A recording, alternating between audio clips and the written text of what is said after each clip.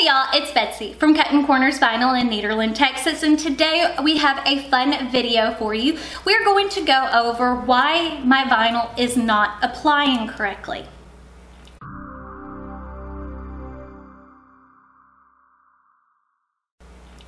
So we're going to go over a few of the basics and some things to remember. Now, first off, we're going to talk about adhesive vinyl. And with adhesive vinyl, there are mainly two different types of adhesive vinyl, which is a permanent and a removable. There are many brands in both. There's Oracal, there's Avery, there's Cricut, there's Joanne, there's Caesar. There's so much to think about, and every brand is going to be a little bit different. Now on my channel, you will never see me work with a removable adhesive.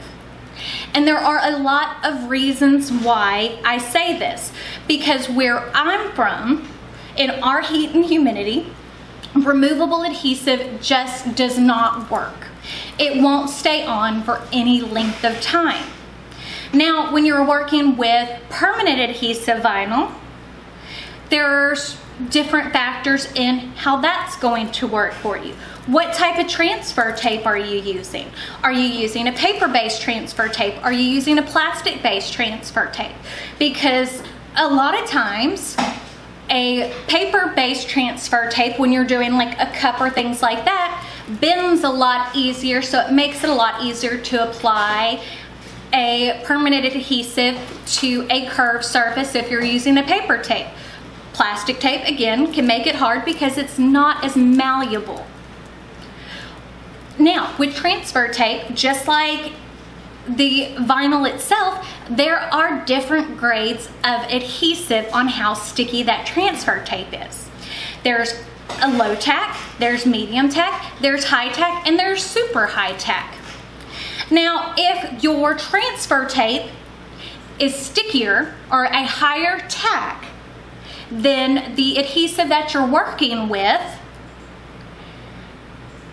your letters are not going to want to remove from that transfer tape.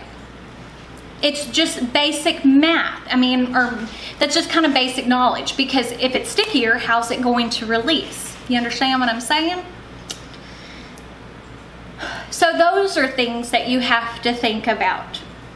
The surface type, what you're putting your vinyl on, whether it be metal, glass, wood, plastic, how porous those surfaces are will determine how the vinyl applies.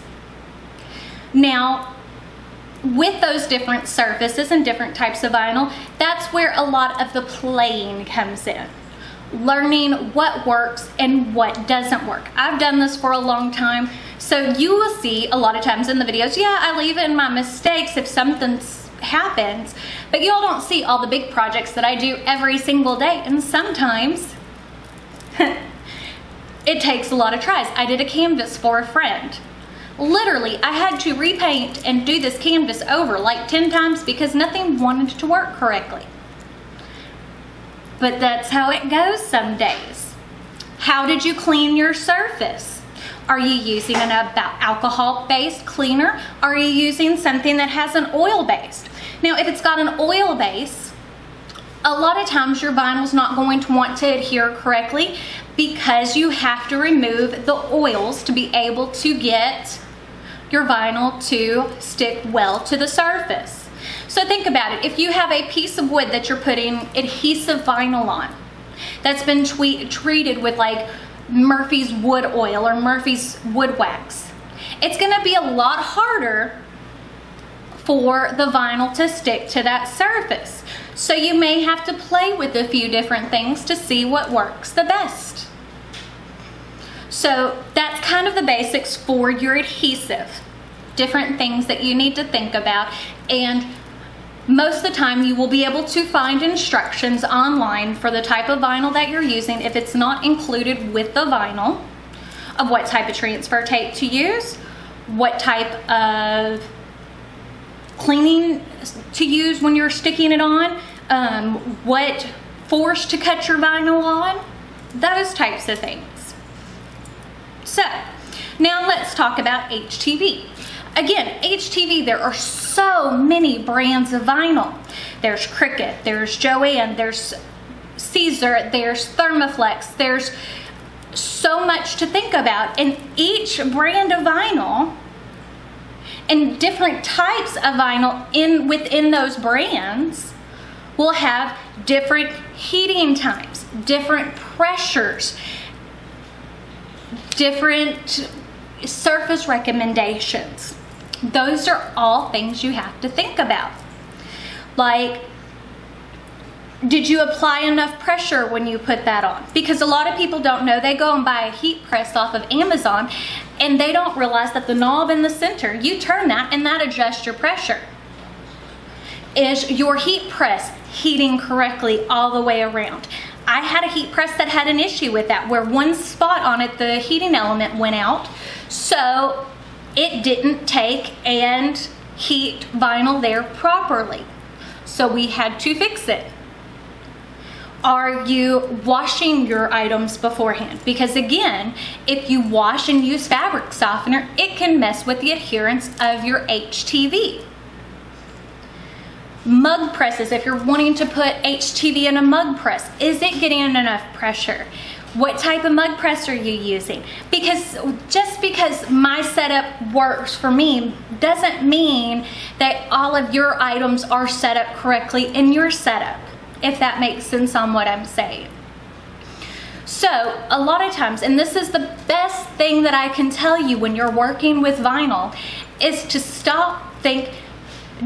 Don't jump out there just because you see me do a video on it and think that you can offer that as an item to sell, because you need to play with it and figure out what works best for what items you are using, because every heat press is different, every vinyl is different, every surface is different.